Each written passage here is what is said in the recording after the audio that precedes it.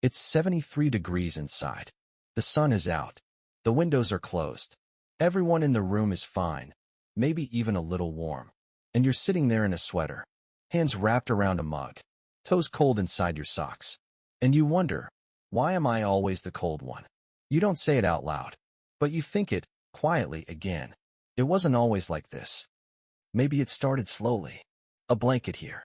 An extra pair of socks there. Then the heating bills got higher. Then came the comments. Still cold. You're always freezing. I think it feels fine in here. So you started wondering if something was wrong. Not urgent. Not dangerous. But wrong. You check the thermostat more often than you used to. You add a layer before others even think about it. Sometimes you sleep in a hoodie. And still cold.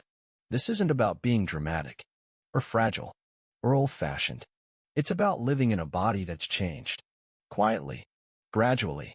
And in ways most people don't talk about. Because feeling cold all the time isn't just a preference. It's a signal. As we age, our bodies handle temperature differently. Blood flow slows. Fat layers thin. Muscle mass drops. Our internal thermostat becomes less responsive. We lose heat faster and feel it sooner. But most people don't explain this.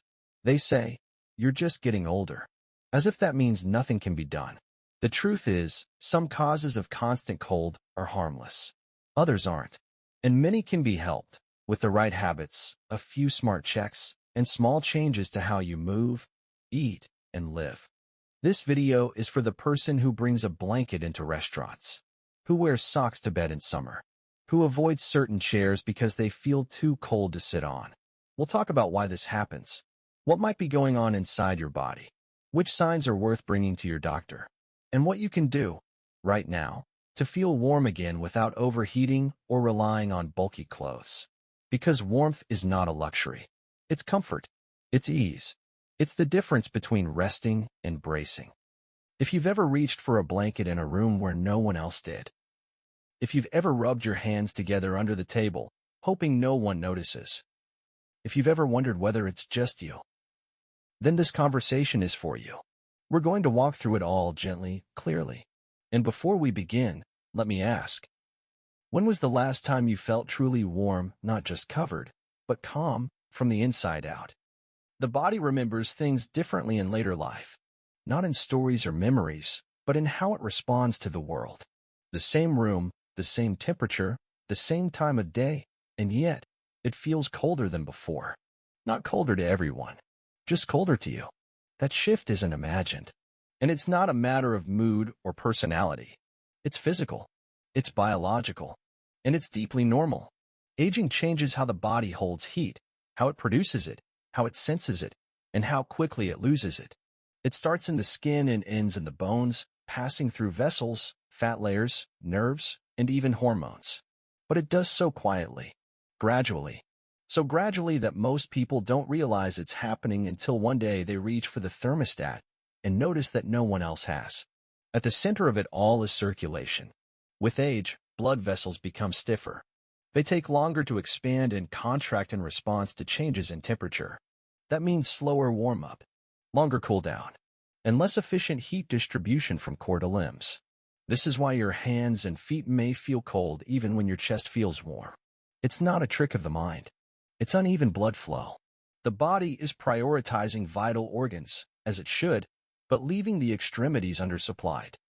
Another quiet player in this change is fat, not the kind people diet over, but the essential subcutaneous layer that acts as insulation. As we grow older, this layer naturally thins. Even in people who gain weight with age, the distribution of fat changes. It shifts inward, around organs, instead of staying near the skin where it once kept the chill out. What used to be a buffer becomes something thinner. A breeze that once felt refreshing now cuts deeper. The cool side of the pillow no longer feels pleasant, it feels sharp. There's also muscle. Muscles produce heat, not just when you run or work, but even when you sit. A well-toned body at rest generates more warmth than a still body with low muscle mass. And as muscle declines, as it naturally does without targeted effort, so does that gentle, internal warmth that used to just be there. Many older adults spend more time seated, more time in stillness. And the less you move, the less warmth your body creates on its own. There's also a factor that rarely gets mentioned, but often gets felt: slowed signaling. The nervous system processes temperature feedback more slowly in later years. So when the body starts to lose heat, it might not trigger the usual reactions fast enough: shivering, tightening of blood vessels, the urge to move. It doesn't mean something's wrong. It means the system has aged. It still works, just not at the same pace. Even the brain adapts differently. The part of the brain that regulates temperature, the hypothalamus, becomes less sensitive to small changes. So you might not feel cold until your body has already dropped below comfort. And by then, warming up takes longer. A warm blanket won't help if your circulation is behind. It's like catching up to a moving train, possible, but slower than it used to be. All of this is part of aging. Not decline, not failure, just adjustment. It's no wonder that people in their 70s and 80s often feel cold even when others don't. They're not imagining it. They're not complaining. They're just living in a body that now speaks a quieter, slower language, one that takes longer to warm up and longer to settle back in. But once you understand what's happening, you can work with it. So let me ask you this. Have you ever looked around the room, seen everyone else comfortable, and wondered if you're the only one who feels the cold? There's a kind of cold that doesn't come from the weather. It lingers in the fingertips, in the tip of the nose, in the soft tissue behind the knees. It's not fixed with an extra blanket or thicker socks. Because it doesn't start outside the body, it starts deep within it. Many people feel colder as they age for reasons that are entirely normal. But there are cases when the body is trying to say something more specific, something that deserves a closer look. The most common of these causes is hypothyroidism. When the thyroid slows down, so does the body's ability to regulate temperature. Metabolism drops. Circulation weakens. The body's inner engine doesn't burn as hot. And because it happens gradually, many people don't notice until their hands are cold all day, even in summer. Other signs include fatigue, brittle nails, dry skin, weight gain without explanation, or a voice that sounds more hoarse than usual. Some people feel mentally slower. Others just feel off. The cold becomes a background hum, always there, rarely acknowledged, but undeniably real. This is not rare. 1 in 10 older adults has some level of thyroid dysfunction, and it often goes undiagnosed. Then there's anemia, a condition where the blood doesn't carry enough oxygen. Even mild anemia can leave you feeling cold, tired, and unsteady. It's not always about iron. Sometimes it's about B12, or folate, or chronic inflammation. When red blood cells can't do their job efficiently, the body cuts corners. It keeps heat where it's most needed: heart, brain, lungs, and lets go of the rest. People with anemia often look pale, feel lightheaded when standing, or breathe a little harder going upstairs. They may sleep more than usual. They may feel cold in places that were never a problem before. Then there's low blood pressure, which becomes more common after 70, especially for those on medication. With less pressure, blood reaches the skin more slowly. Hands and feet become colder. Standing up too quickly becomes dizzying. And the cold becomes part of the rhythm of the day, not dramatic, just constant. Other causes include diabetes with neuropathy, where damaged nerves stop sending proper temperature signals, or kidney issues, where toxins affect blood flow and balance. In rarer cases, autoimmune conditions can interfere with circulation in fingers and toes, causing pain or color changes. None of this is meant to alarm, but it is meant to clarify. Coldness isn't always just a feeling. Sometimes it's data. And if you're always cold, if it's new, if it's getting worse, if it doesn't match the room or the season, it's worth bringing up at your next checkup. You don't have to come in with a list. You don't have to prove anything. You only need to say, "I feel cold most of the time now. What could be causing that?" Let them look. Let them rule things out.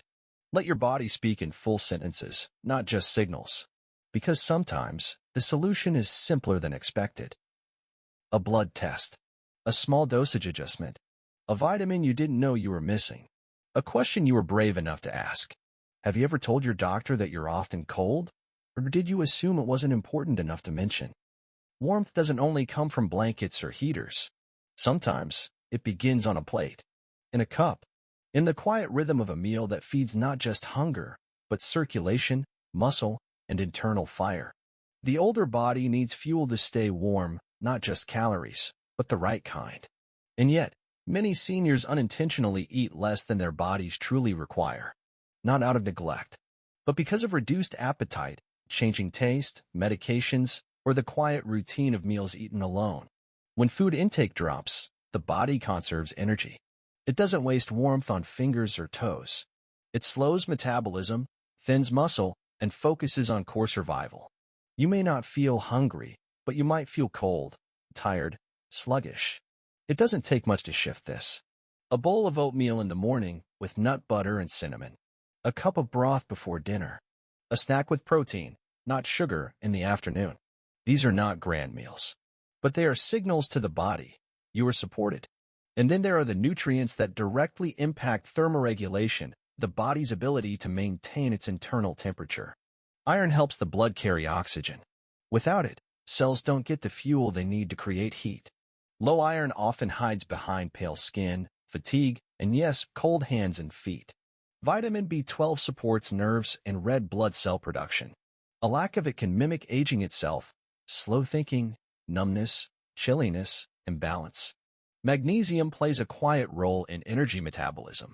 Too little, and the spark that creates warmth becomes inconsistent. All of these can be measured, adjusted, supported. But there's another part, the simplest one, and it's often forgotten: hydration.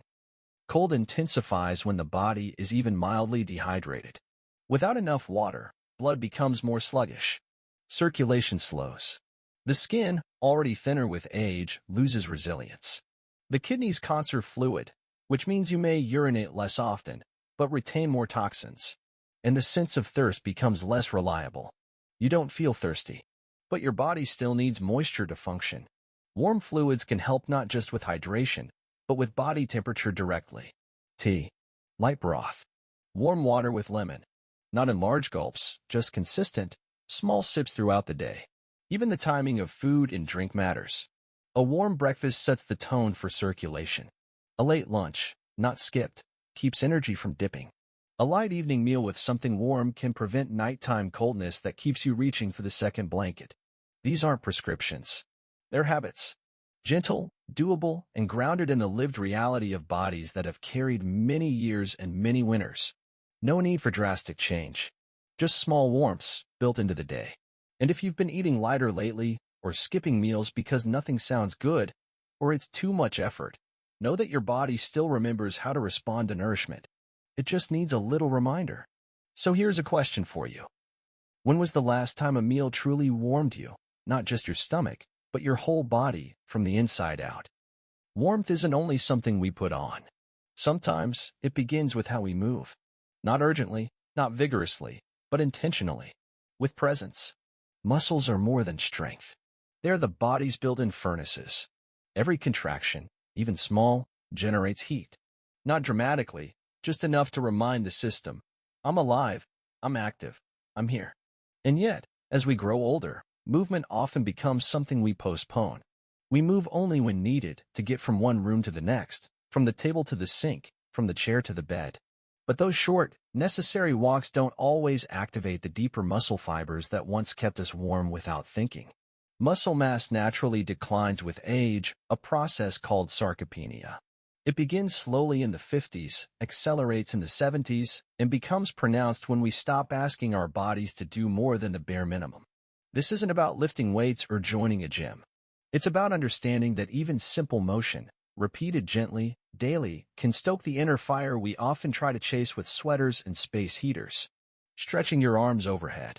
Rising and sitting again 3 or 4 times. Rolling the shoulders. Wiggling the toes inside thick socks. Even just standing for a minute after long sitting. These are signals. They wake the muscles. They restart circulation. And the warmth that follows doesn't just touch your skin, it settles deeper into the body's rhythm. Breath plays a part too. When we move, we breathe more fully, and that extra oxygen feeds every cell. Warmth is not just a matter of heat. It's a matter of energy exchange, oxygen in, movement out, and a body that remembers how to respond to both. Some of the cold we feel isn't from the outside at all. It's from long stillness, from days that begin and end in the same chair, From evenings spent under a blanket that's cozy, yes, but not active. Even 5 minutes of guided movement, seated or standing, can shift this. A short walk around the house.